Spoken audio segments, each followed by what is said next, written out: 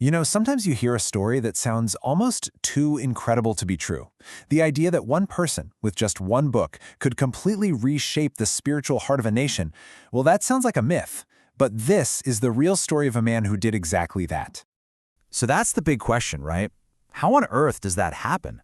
It's about more than just writing a good story. It's about unlocking it, making it breathe and speak in a language that everyone can understand. And to really get the scale of this revolution, you got to see what the world was like before he came along. Okay, so here's the setup. You've got the Ramayana, this absolutely foundational epic. But it's all in Sanskrit. Now, for the average person speaking their local dialect, like Awadhi, Sanskrit might as well have been from another planet. It was a story for the elites, the scholars and the priests. So there was this huge wall between this sacred, beloved story and the very people who longed to hear it.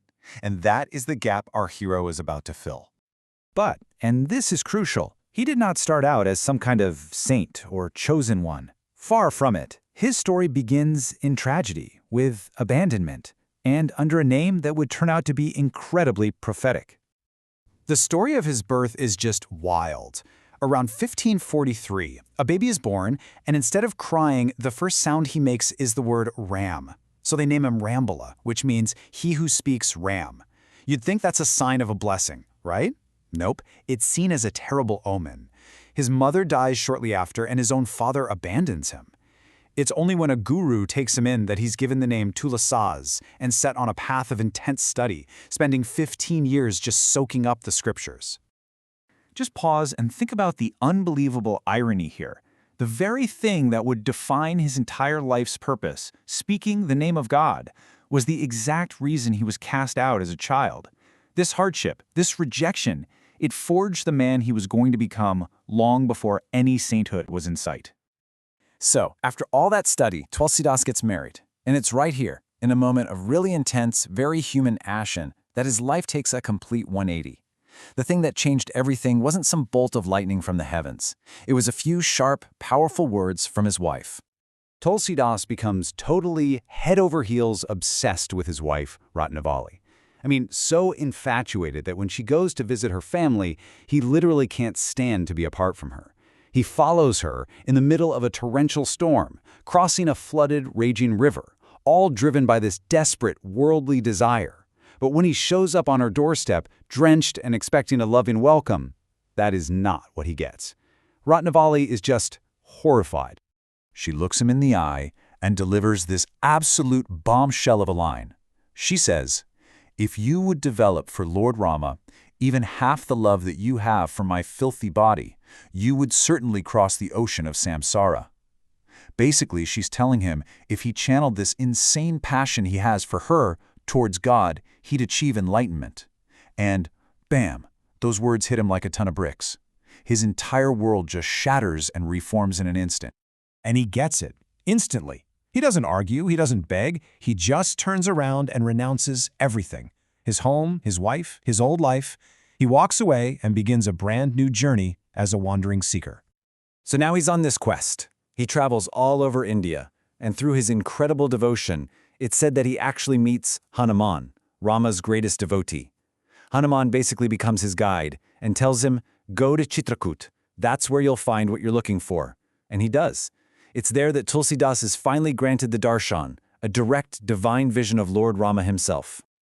So you see the shift. It's a total transformation. The exact same powerful, passionate energy that drove him across a deadly river for a woman was now rechanneled, refocused, until it was strong enough to bring him face to face with the divine. The object of his incredible love had completely changed. But here's the thing. This amazing, personal, spiritual high point wasn't just for him. This vision wasn't the end of the journey. It was the beginning of his real life's work, to share the story of Rama with absolutely everyone.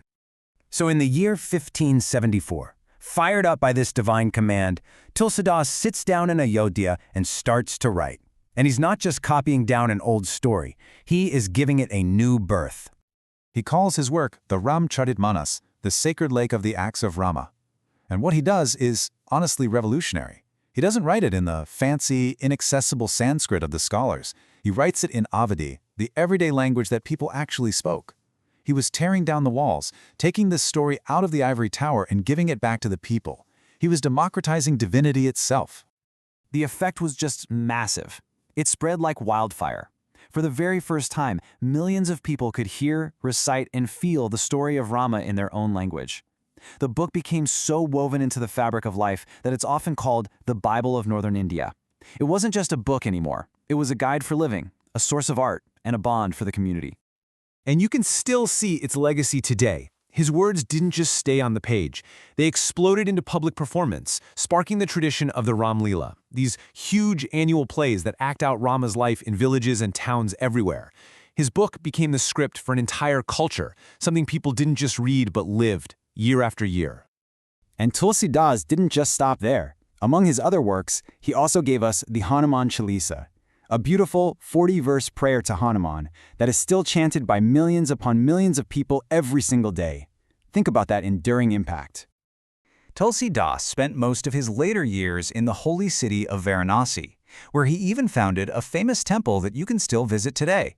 He passed away in 1623, but he left behind a legacy that did so much more than just retell a story. He made that story the very heartbeat of a culture. So, we end up right back where we started with this incredible transformation. The entire pivot of Tulsidas's life was about redirecting this immensely powerful human emotion. And it leaves you wondering, doesn't it? What's the real nature of love? And what could any of us achieve if we focused all of that passion not on something that fades, but on something truly eternal?